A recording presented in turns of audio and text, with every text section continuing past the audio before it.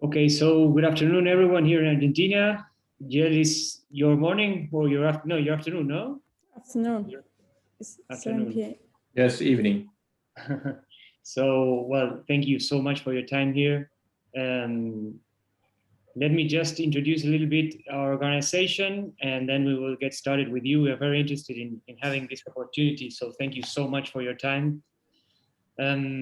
International Young Farmers, just to let you know, and everyone here who's not yet close to our organization know, is an organization founded last year in the middle of the pandemic. All of us were very locked in our houses and our places of residence. And the founders actually started to trying to seize the moment to virtually connect with many people around the world, especially young farmers that could inspire us and let us know what their realities were, and so that we can learn through shared experiences. And basically, we wanted to learn. That was the main quest, the main goal we were seeking. Open our heads up to other issues or problems that young farmers were facing in the world besides our own. And we understood that it was a good opportunity to open our mindsets and think positively about new opportunities that would appear in front of us. That is just our brief introduction. I am Tobias. I am currently coordinating Young Farmers International Young Farmers. And some of us are here in this Zoom meeting, others were not able to join today, but still we will all be seeing your talk on YouTube later. And so I believe many young farmers from Argentina, I'm sure that they will appreciate having this chance to learn from you and from what it is, everything that it is that you and other young farmers in Belgium and the EU are doing. Having said that, I would like, perhaps I would prefer if you could introduce yourself. I've learned from Agustina some of the things that you do, but perhaps it would be better if you introduce yourself. And I have the first question that I would like to open up with you. That is, I understand that you're actually not a farmer, but working with young farmers in Belgium. So the first opening question would be, how did you get interested in farming and involved in the organization or organizations in which you're involved? And what is it that you do mainly? How do you work on your everyday basis to encourage other young farmers in your place, in your country? So thank you in any case for inviting me. It's always very interesting for me also to have this kind of exchanges to broaden up my network also in throughout the world, not only in Europe but also in all of the world, and definitely in Argentina, which I would like to visit once. But let's see when that would suit us. But who am I? So I'm 29 years old now. So I'm from 1992. I assume some people here are from the same age or approximately from the same age. I live in Tiltwinge. Tiltwinge is the region of Leuven. Leuven is quite a known city because it's a student city. I never went there, but I work there now. And Leuven is a part of Flanders, so the Dutch-speaking part of Belgium, where also Jannes is coming from. But he's from the other side where people are less understandable. But I'm from the part of Leuven, from Belgium, so a member state of the European Union. So that's how that's where I'm located and where I live now. So I live on the countryside. I love to live on the countryside. I'm not far away from the city, from Brussels or from Leuven or from other cities. But that's where I want to be after work or during work when meeting online. I'm not born and raised on a farm. That's quite important. So I'm not even the son of a farmer, or I don't even have a farmer in my family, except from one horticultural farmer who is growing grapes. It's quite an interesting sector. When some of you guys would ever want to visit Brussels, you can talk for hours and hours and hours about organic farming of the grapes. And I'm inspired and I was thinking about inspired as the good word, but inspired and attached to agriculture because of the way I spent my youth, actually. So I spent my youth most of the time in farms. So I have a good friend whose family are farmers. So they are pig farmers. There's a dairy farmer in Canada, for example, as well. And that's where I spent the most of my time when I was from 6 years old to 20 years old, something like that. And that's what inspired me. That's what bit me and attached me to agriculture, because I never wanted to be somewhere else than on the farm, working together with my friends on those farms, helping the farmers and really learning how things are going on a farm. And that's quite important, because once you get bit by that microbe, it doesn't let you go. I think some guys here will say the same. It never lets you go, and that's why I'm very happy that I could make my job from agriculture. Actually, that I'm not a farmer's son. I can't take over a farm from my parents, for example. But I can work in farming. I can work my professional life in farming. I built a career on agriculture, and that's what's very interesting for me, and what I like very much. I also studied agriculture, so arable farming. Arable farming is quite a big sector here in Belgium, in the whole of Belgium, in Flanders as well. So when we're talking about arable farming in Flanders, we're talking about potatoes, grains, corn, sugar beets, even grass as a crop, or other things. So arable farming, to do that in university or in the school I went to, was very, very interesting. It was a very good bachelor's degree, in my opinion. So it went very broad. We had courses like marketing. We had courses like how to sow a field, how to plow a field. We had courses about the mechanization, but also about policy. And policy, not in the detailed sense, or not in the sense that you very much get to know how policy works, but in the sense that you know what it does on the farm, how it's implemented on the farm, and how farmers have to cope with it. So that was a very interesting part of it as well. So I went to university, or the high school, we call it here, but it's not one-on-one with the high school in for example, America. But I went to university and got my bachelor's degree, and then I wanted to study further to get a master's degree in industrial engineering, agriculture also. But that was a bit of choice I had to make after a half year. Do I get further into maths or chemics or physics without knowing whether I would get my degree or not? Or do I go and take the position of consultant, something like that, at Groene Kring.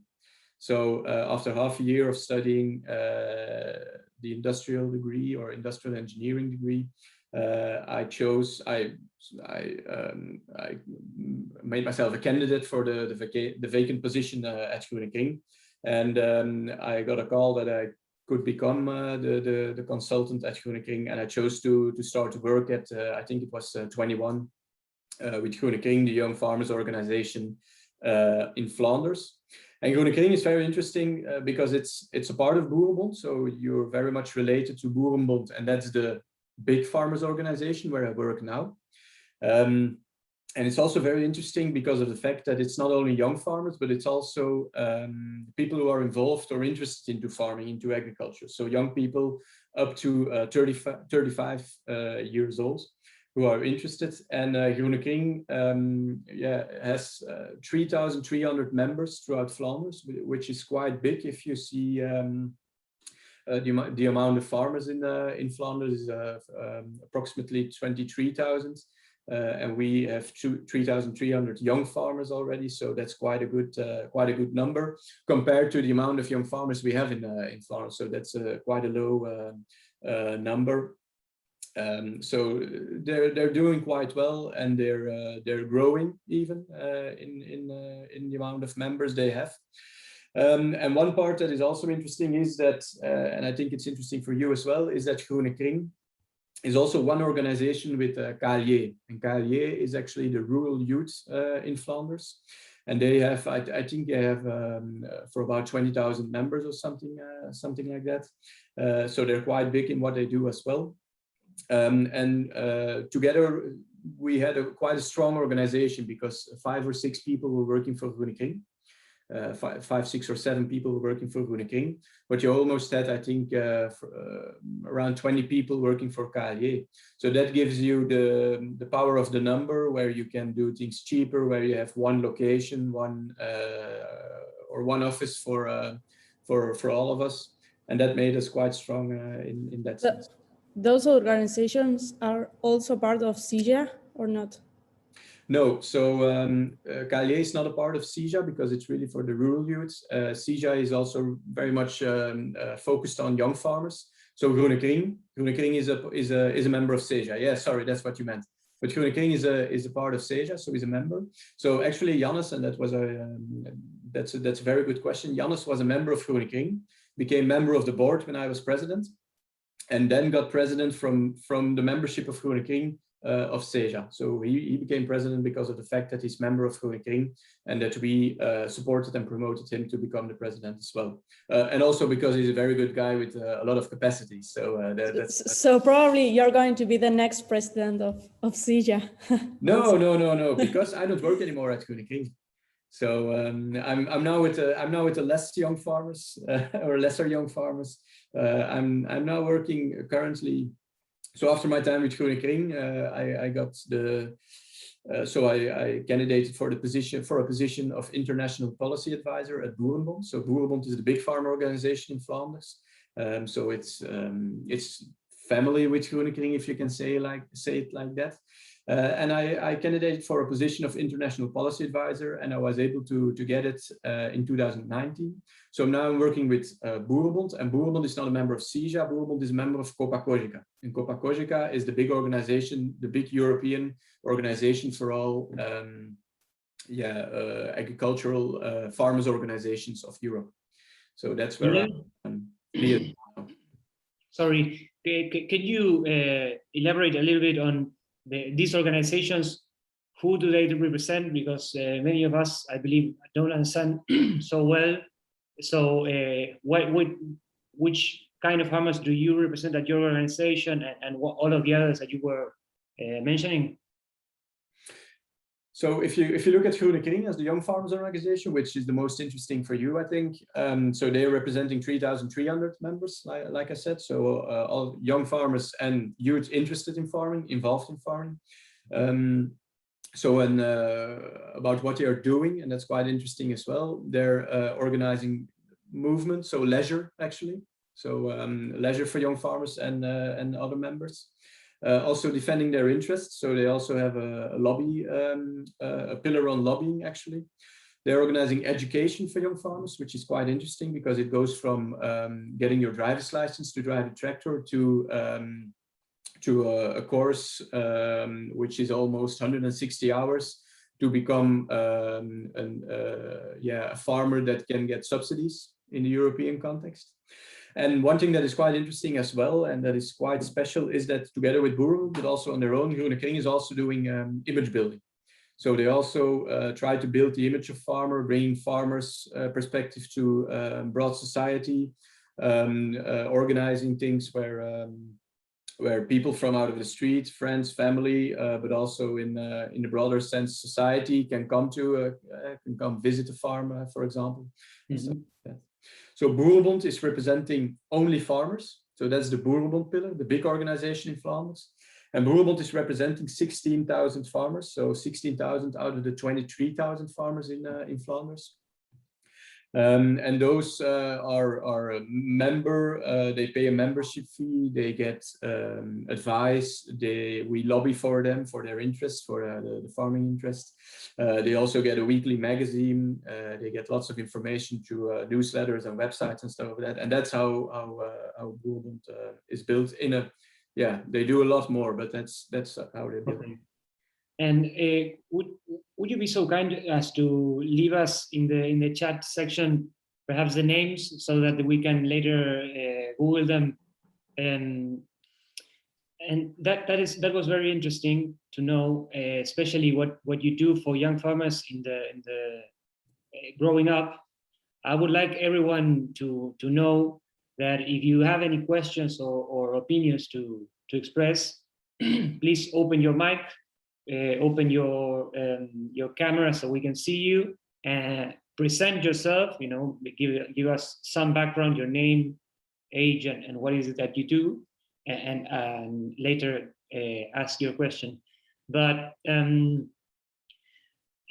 I was caught on the fact that you do a lot of lobby and help farmers, for example, apply for subsidies.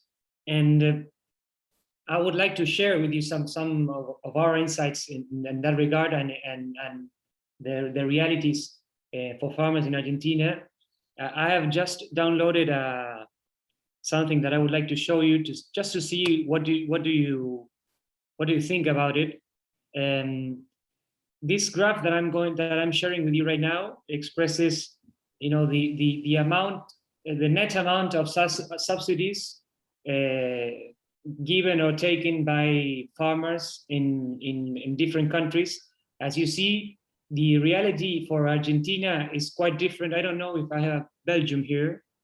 I believe it's not, but part of the European Union, I assume. Yeah, sure. And as you see, we are net, I don't know, givers or net. Let's say givers of subsidies to other industries, I suspect, or other people. And so I was wondering, you know, how do you feel about this comparison, especially when farmers all over the world are trying to get together and in a sense lobby or take forward an agenda with different realities, no? What does, I'm just curious, no? What does this kind of information make you feel? I'm sure you feel quite privileged in the EU, comparing to especially compared to Argentina, no? So I don't know the exact background of these numbers, so but that's no problem. I can elaborate a bit on what I see and what I think and what I know on how those subsidies work. So you have, in any case, different kind of subsidies, really very much focused on the economic side, very much focused on the green side, for example, or marketing products or promotion or something like that. So there exist a lot of different kinds of subsidies. You have to know that in the European Union, we're in a way quite privileged because of the fact that almost 30% of the European budget goes to agriculture. But if you see what kind of ambitions that, what kind of demands the agriculture sector in the EU has to meet, and in which kind of situation or context they have to farm, then the comparison is sometimes quite different. Also, that the 30% number is lowering every 6 to 7 years because of the budget that is going to agriculture is becoming less and less. And also the subsidies in the European Union, that's also a quite interesting part, is they're more and more linked to the greening side, to the ecology side. For example, farmers, before they get subsidies, farmers in the European Union will have to meet some kind of demands first. So it's the subsidies are conditional to meeting those demands. Those demands are sometimes quite high. I don't know what you have to do in Argentina, but for the next common agricultural policy in European Union, farmers will have to have 4% of their farmlands into non-productive elements. So they will have to leave it, don't produce anything on it. And that's the situation in European Union. Also, farmers will have to do crop rotation. That will be obliged after 2023. So you see that those subsidies are not just given. It's not only economic subsidies, but there are some. And in that sense, we're quite privileged that we have a strong CAP. We have it since since a long time, for about 50, 60 years, I think. We already have it, and it came from quite an economic perspective, how to get farmers more productive, how to get farmers more innovative, how to make farmers compete on world level. But you see that now more and more it's the other way around. What kind of demands can we ask farmers, and what kind of demands should they implement on their farm before they get any subsidies? And the part that is focused on the economic side is getting smaller and smaller and smaller. So the comparison is always difficult, because when you see it in the United States, they already have I think it's the Farm Bill. It's called the Farm Bill. So they already have a very different kind of subsidy scheme, where they have more subsidies for insurances when their margins, their profit margins would drop, for example. So you see that's a very different context as well. And then one thing, and that's very much linked to Flanders. The prices of the grounds here are quite high. So we have to farm in an urbanized area, for example. So we still love the countryside, and we still promote the rural areas here in Flanders, but cities are getting bigger and bigger and bigger.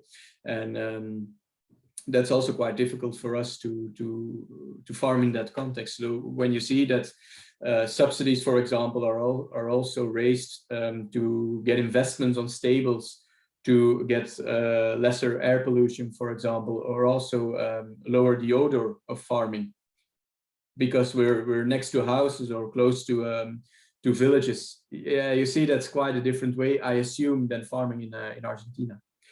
But one part that is quite interesting also in those subsidies is that they're more and more focused on young farmers as well.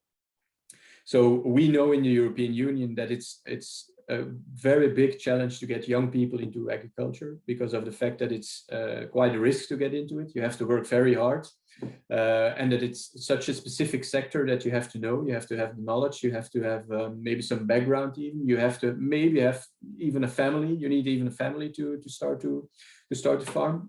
We have new kinds of farming who are very, very interesting, that earn their money with 1 hectare of farming. So they just invite people from the village and from the city to come and get vegetables, for example, or get the beef from 1 hectare, maybe 10 hectares of farming.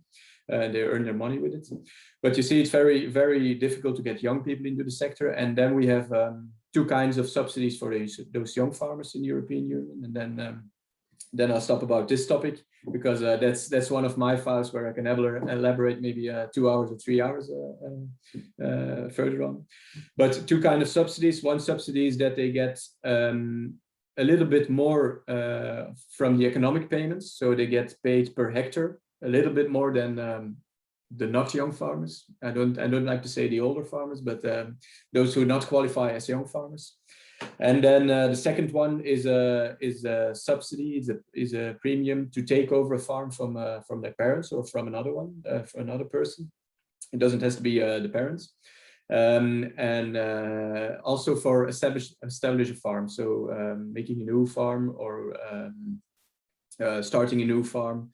That's also one premium that's involved into this subsidy. So that I assume that might interest you as well.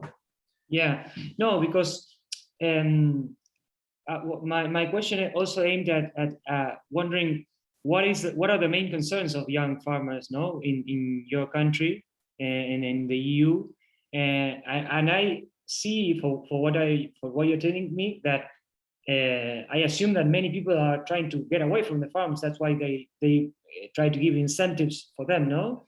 So another question would be, what do you think are the main concerns of young farmers, and what are the concerns, especially that you are fighting for in trying to get to in the public agenda, so as to defend, farmers of any age, but especially young farmers?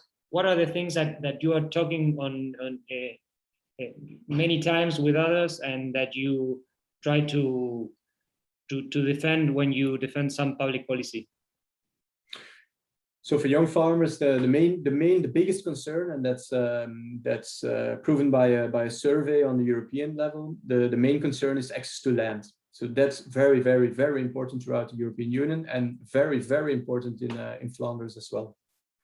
That's important for all farmers, but for young farmers, that's really the main concern. And that's because of the fact, like I told you earlier, that there's an urbanization in Flanders going on. And also because you have to imagine, when you have houses everywhere, they also want their part. They want a bigger garden, they want some horses, they want, you name it. They want a piece of land to live on, to play on, to have a swimming pool or something like that. And that's also giving a lot of pressure on those farmlands. Also, farmland is usually a bit seen as the rest. When we need something for recreation, or from expanding the village, or for a new building, or a new sports facility or something like that, they mainly do it on farmland. So that gives lots of pressure on farmland. The second thing is, people who are not farmers, they keep their lands as well. They buy lands and they keep their lands, and they just give it to farmers, but they rent it out to farmers. So farmers sometimes have to pay a big price. So it's very expensive to rent land as well, not only to buy it, but also to rent it. Because of the fact that people who are not active farmer or professional farmer also keep their lands and just rent it out, or do the minimum on the lands, and then and leave the rest to somebody else. And that's also a big concern, because farmers need to own land, some land, to have some certainty. And secondly, farmers, and especially young farmers, have to be able to rent the land to start up, or to expand, or even to comply with the regulations in Europe, or in Belgium, or in Flanders, because they have to get rid of their manure. Manure is actually something good. It fertilizes the ground, but we have regulation that says that you need grounds to bring it on, to fertilize them, to get rid, between brackets, of your manure. And yeah, they just need it. And for young farmers, it's very difficult to pay the prices, or even for rent, or to own it. The second one, I think, a big concern is the risk they take. So you have to be very passionate about agriculture and farming to get into farming. That can't be the main reason you get into farming. You have to earn your money with it as well. That's very important. Agriculture is an economic sector, not just something you're passionate about. It's very important that you, as a young farmer, can earn your money with it. And sometimes the investment towards the risk that it brings with it is so big that I think it scares people. Why would you? It's a bit a personal view on it, but why would you want to buy a farm when your profit is quite low? Why wouldn't you want to own a second house and rent it out? But that's not right, because when you would go further on that line, it's not right. When you would go further on that line, we wouldn't have any young farmers. And in my opinion, they're the heroes of our times, because they will feed us in the coming decade, in the coming 20 years, in the coming 100 years. But you have to want to do it, and that's why I say you have to be passionate about it as well, next to earning your money with it. The third thing is, I think, labor. So first part of labor, in my opinion, is being there 7 days a week. So milking your cows, being available when they're there to harvest your crops. Always be available. When something goes wrong. It's really 7 days a week, and that's something you would want to have to do, or where you need good labor forces to bring into the farm. And I don't know how it's in Argentina, but not too many people study agriculture and do want to work on farms and really have the knowledge to work on farms. So that's a problem as well. You find some people to drive the tractor. I was one of them in earlier days. You find them, but really work on a farm and nursing the animals, or really know how to work on the field, or yeah, even cleaning out the stables. You can't find many people to do that, and that's the hard part as well. And then yeah, when you would want to name one that is yeah, that might become a problem more and more, is also the access to finance. When you see, so we have less and less young farmers. So when you see the average size of a farm is becoming bigger and bigger and bigger in Flanders, and it's not a bad thing, because you get efficiency, you get another style of working, you get more professionality as well. But when the father or the mother wants to leave the farm to 3 or 4 children, and only one guy or only one daughter wants to take over the farm, how will the farmer be able, so the older farmer would be able to pay out the other 3 children? That's something big in Flanders, because farmers are getting quite, or bigger and bigger. It's not really industrial, but it's becoming bigger. And you see that when one guy wants to take over, or he has to pay out the rest of the children, which are big amounts of money, or the farmer that is leaving the farm has to do it. But who is going to pay for that, and who will be able to get a loan for that? Because when you want to get a loan, you need your own money as well, your own part of the loan as well. So then when you're looking at a farm from 1 million euros, for example, yeah, what will be your input for it? It will be 100,000 euros. I never owned 100,000 euros in my life, so I should wait then until I'm 40 maybe, and then put all my money that I was able to have on my account, to put all my money in the farm. And then what's the risk? What's the uptake? What will be my ability? So it's a very hard part of getting into farming as well, and that's where the subsidy helps. But one important thing is, we don't want to lure young people into farming. So the people who want to leave the farm and go to the city or do other jobs, it's not that we want to keep them really much into farming. We want to have them the passion to farm, and we want more young farmers. That's not a problem. But the thing is that it's very important that the young people who want to become a farmer, that they can start. That's the most important thing. We don't want to lure them with subsidies or with premiums or with extras. We just want people who want to start, who are passionate about farming, who have the skills to become a farmer, that they are able to start, because of the main reasons that I told you: finance, access to land, access to labor, and also the risk and the social side of it. That is very interesting. I'm sorry, I'm taking over the whole conversation, but I'm very interested, and just everyone, just let them know if you have a question. Yes, Nicolas. Here. Well, I'm Nicholas. I'm a grad student at Kansas State University. So now talking from Kansas, located up north. So yeah, it was really interesting, mostly the part you were mentioning about subsidized. And that's something that we do not have, as Tobias showed in that graph, in Argentina. And so my question goes, you talk about finance, you talk about subsidized. Is there any subsidized located and that goes directly to credit loans for farmers?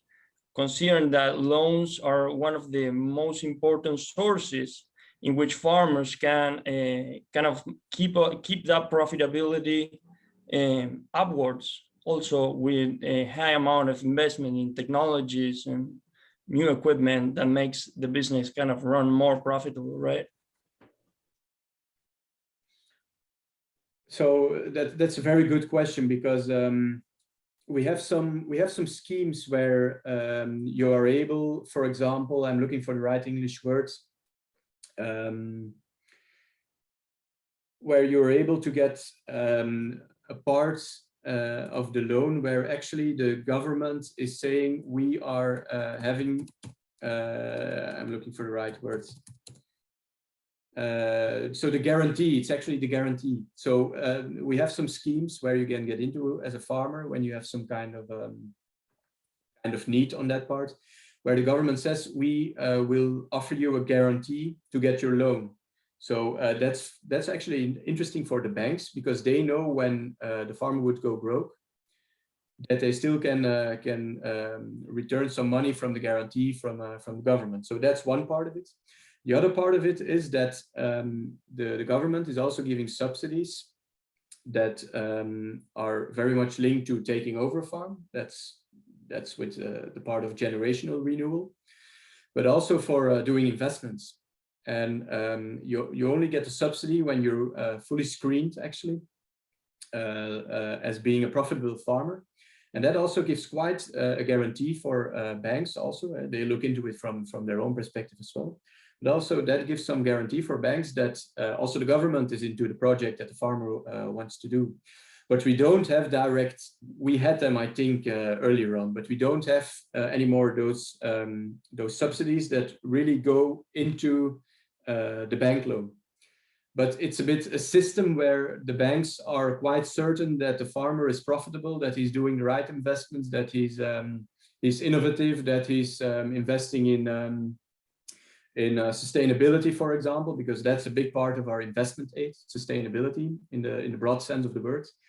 That's a bit a system where you as farmer can count on the governmental support, and for example also for the access to a bank loan.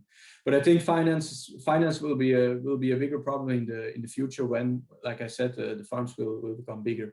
But I think the main answer to your question is that we have a system where you can get a guarantee from the government, so that the bank is quite sure that it can get part of its money back when it would go wrong.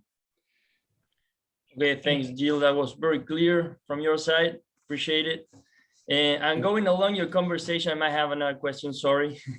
So you mentioned that there were a few changes regarding that cities that were kind of growing nowadays, going over farming lands.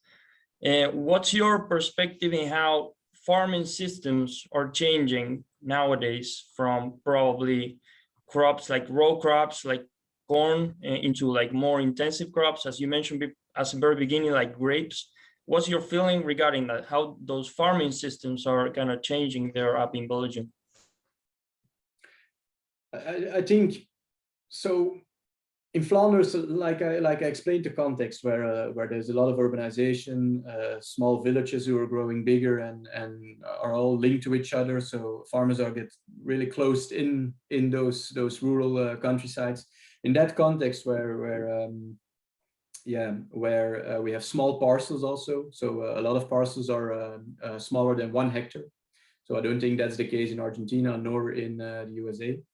So a lot of land is really not only suitable anymore for the bulk production. So earlier times we really had the advantage to having a big port, the port of Antwerp, the port of Rotterdam, very close to us. We also have the advantage of having big cities in our vicinity, like Brussels, but also like Paris. Paris is 400 kilometers from us. So I think when you go from one part from Belgium to the other part, you can only drive 400 kilometers. So you see that's it's not too big. We have the Ruhrgebiet, the industrial area in Germany, and then we also have Amsterdam, Rotterdam, very close to us. So we do have a role to play in feeding those big cities.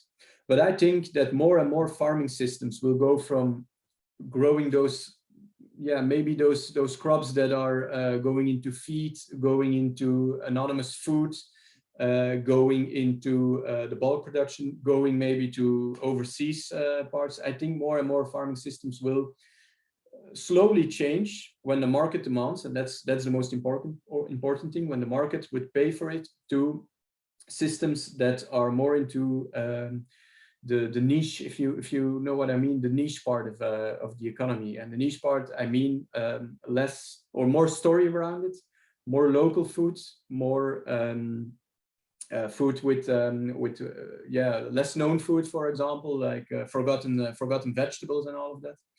And you see that movement is already beginning. So you see that the pig, we have a lot of pigs in Flanders. So we are, I think we are more than 200% self-sufficient. So that means that we eat 100%, and that 160% would get exported. But our main markets are in the European Union. So that's why I said that we have the big cities around us. But you also see that pig farmers are changing or are evolving into farms that still sell a part of their pigs or their pig meat to the market, the main market, the world market, the European market. And part of it, they bring it to the local slaughterhouse, they get it back, and they sell it to the local consumers around their house, around their farm. So that is becoming quite interesting. I also told you that some farmers, and that's a very interesting model as well. Some farmers here are starting with a half hectare, so 0.5 hectare, are growing to 1 hectare, maybe 5 hectares when you have a big one. And their system is to grow vegetables, so not more than 2 lines, 3 lines, and they are in the vicinity of a city like Leuven. You have the president of the community of those kind of farmers here in Leuven. And what they do is the people who want to have their vegetables or their meat or their strawberries, their fruits, they have to pay upfront. So they say, I pay you 300 euros upfront.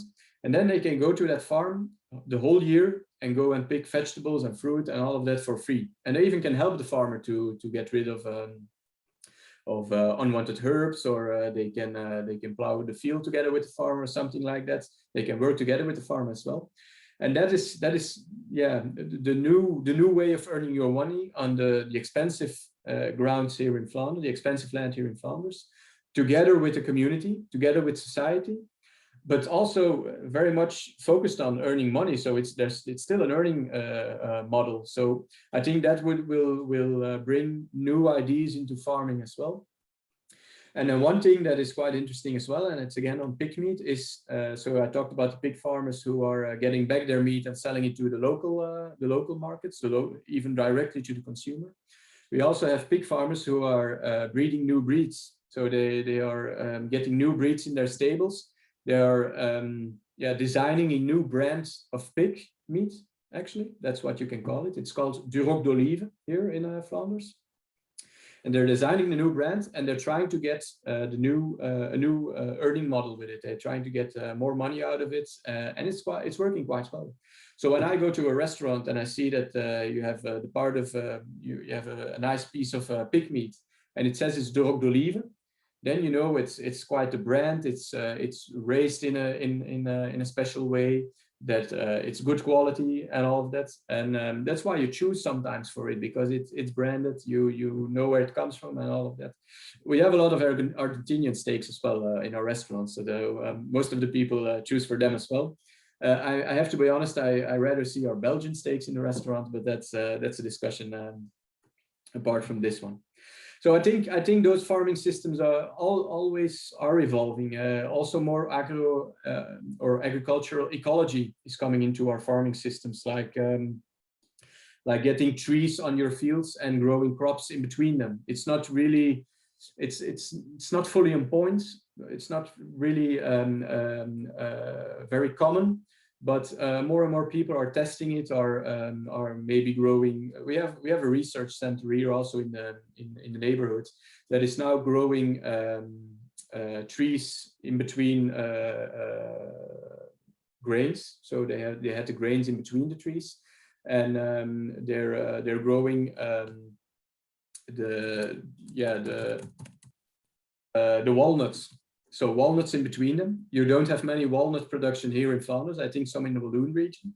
So they're trying to make money on one parcel with trees and crops at the same time, and really have some agroecology principle into it, and having more shade or lesser evaporation of water and stuff like that. So there's a lot of research about it. And a lot of testing out of people who are really want to make new farming systems and make new earning models as well. So I think it will evolve more and more. But I'm always we don't need a revolution. We never need a revolution, because in a revolution some people lose a lot, and then you know that that farming or agricultural families will lose a lot if you have a revolution. What we do need is a constant evolution, and I think the agricultural sector is the best sector to have a good evolution when you go to sustainability, but also get into profitable or other systems. Their resilience is quite high, but when you would propose a revolution for agriculture, that's not realistic in terms of the money that's into farming, the slow time, or the slow manner in which they make money, for example, or stuff like that. So I think the evolution is already beginning, and we have to get on board in one way or another. But I propose evolution, not a revolution. Giel, I have one more question, and then we will close up with your final remarks. We are taking most of the time. Thank you. But one more question regarding this evolution that you were talking about, and what we are seeing. Something that I believe that we are seeing in Argentina is we see something similar, that young people perhaps going away from agriculture. Maybe some of the reasons that you were mentioning, we have them as well. This question of how do you divide for the next generation and the farm and those kind of things. But there's also something interesting here that regards technology and what we are calling agtech. I'm sure you heard about it. And this digital agriculture evolution. And in Argentina, there's a big, holdback with this issue that has to do with connectivity. And maybe young people in rural areas find it hard living there, since they, they see their friends on Instagram when they get to the city and see them having a good time, and working in the farm is sometimes harder and or less enjoyable. But we see technology as an opportunity to get farmers back into young people back into farming. And what is the perspectives on technology in your realities? And do you have good connectivity on farmlands? And are people able to have a little bit of farming, or the farming life and the agricultural life, together with having close cities nearby and having the possibility to enjoy a bit of both worlds? Yeah. So when you would talk about connectivity in Flanders, that's not the biggest issue. So we have some parts where it's not that good, but in other parts of the European Union, it's worse. So it's still an issue on the table of the European Union, but less in Flanders. Some parts they do, but it's not the biggest issue. When you would look into digitalization in the agricultural sector, I think, in my opinion as well, is that it's a big opportunity, but we have to be able to get it in a right way on our farms, implemented on our farms. And some farmers are really going very far into it already, experimenting with it. We have those farmers who are flying with drones around their lands to look at their potatoes, and if they have the disease, the Phytophthora disease, on their potatoes or not, looking where exactly they have to spray. So they don't spray on the parts that are not sick, they spray on the parts that are sick. Where they have to fertilize, so they add fertilizer on those places where it's needed, or put in chalk. You know what I mean, chalk. So that's also one part of it. You have the soil scans to see where you need to fertilize and all of that. So that exists. It's being experimented, and it's very important that we are able to use it, and that farmers can work with it. And connectivity is a very important part of it. But also the European Union invests in satellites and all of that. So that's covered quite well. When you would look at the second part of digitalization, we are talking about data, and data is also a very important part of those new way of farming, those innovative way of farming, because from data you can have a benchmark, and from a benchmark you can learn, and you can make your farm more efficient, more profitable. You can input maybe less labor and all of that. So that's very important as well. And in the data part, it's very important to know who is the owner of the data. When a farmer would generate data and he would lose it to somebody who works with it, and to a big company who uses it, then he's not the owner anymore, and he probably will have to pay for the data to get it back as well.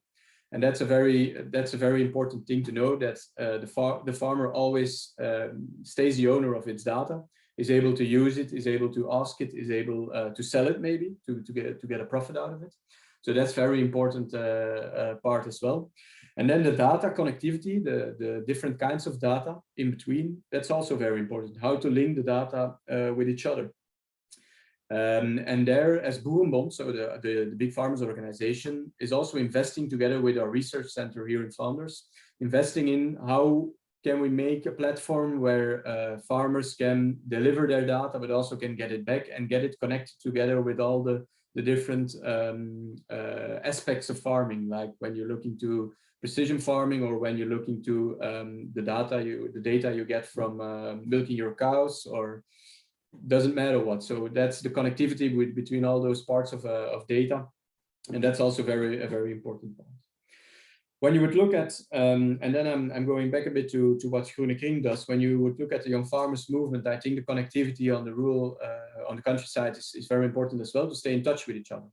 Not only from the rural part of Argentina to the city, but also young farmers who are far away from cities among each other.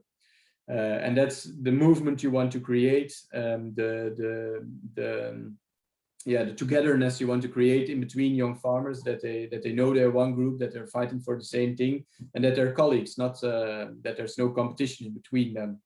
So that's very important as well, I think. And I think we still, and even on the world level, on the global level, we still have some challenges to solve there. And just before I left Groene Kring, when I went to work with Boerenbond, I tried to send in a project that is very much the young farmers LinkedIn. You guys know LinkedIn, I assume. I assume it's the same there as it is here. But young farmers LinkedIn would be something where you can learn from each other, where you are connected to each other on a global level.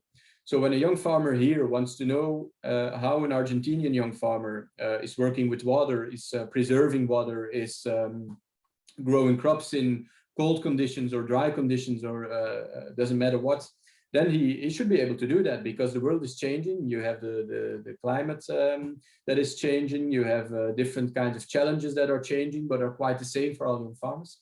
And I think those connectivity would be a project for young farmers. That's my opinion. Would be a project for young farmers to really work on in the coming years, because we have lots and lots of things to learn from each other. And that's something that I got from my time at Groene Kring, where I was part of the WFO gymnasium, like Agustina was.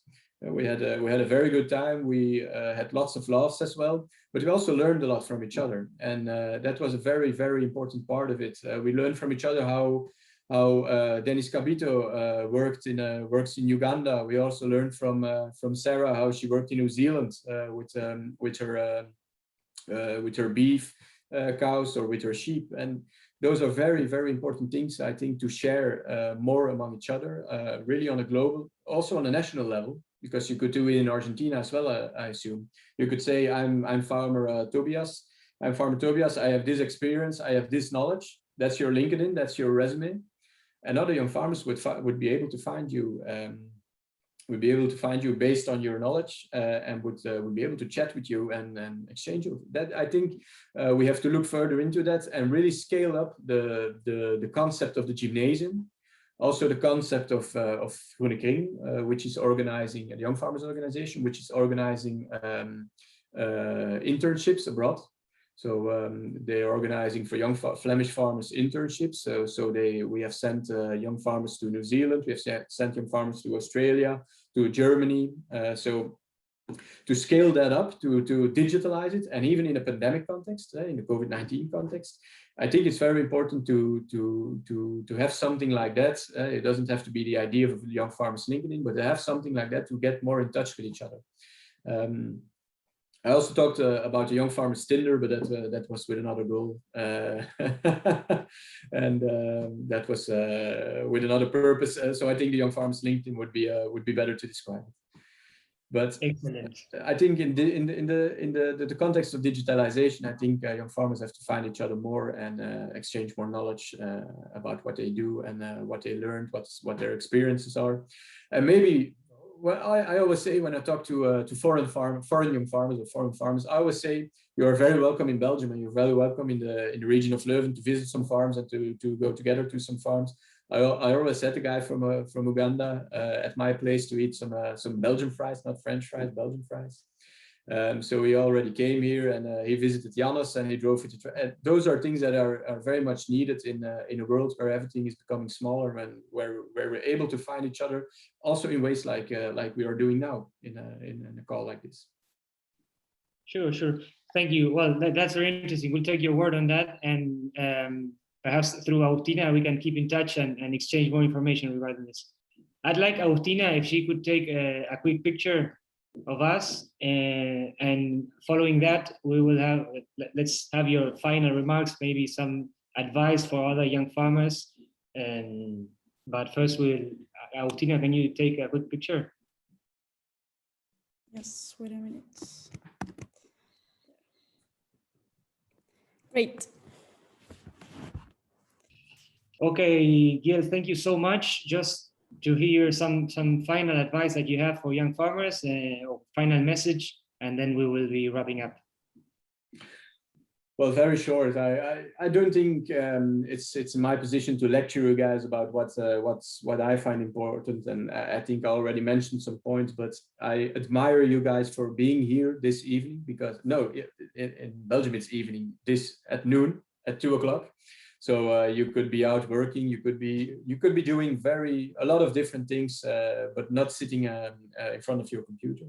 And I really admire you guys because of the fact that you are here, that you exchange with me, that you ask questions, very good questions actually, and that you organize this time and time again with different people. So I think that's really the way forward, to come together, to be vocal also, and to look into what's happening in the rest of the world. And I think your graphic, your numbers and figures, like you show them to us, that's the best example of seeing what the differences are in between Argentina and the rest of the world, and learn from it and get inspired by it, or trying to do sometimes the same thing, or and that's maybe the biggest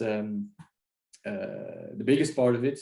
Learn how not to do things that we already paid the learning money for. So yeah, congratulations to you that you have such a nice group here, that you managed to gather so many young farmers here in a call at noon. And I mean it when I say, when you would want to visit Belgium, I would be honored to make a program for you guys to visit some farms. I did it for other farmers as well, but that would be something that's always on my list of important things. And then we would go for a nice Belgian beer as well. And Belgian fries. And Belgian fries, not French fries. You learned when you. That's one key point to take home, I think. Okay, well, thank you so much. Thank you everyone for being here. As you said, the differences, the numbers, I don't know, they were just to understand each other. But I believe, as you said, we are going into a world of much more collaborativeness each day, and we are very, very happy and honored to have this opportunity to collaborate and learn from you, and I'm sure everyone here enjoyed it very much. So thank you everyone. We'll see you in the next activity of International Young Farmers. Next Tuesday, we'll be talking with Agostina, an Argentinian working in New Zealand. Micaela. Micaela. Agostino. Vale. So we are learning every week. Thank you so much, Giel, and we'll keep in touch. Yeah, thank you, and hope to see you soon. Bye. Thank you very much.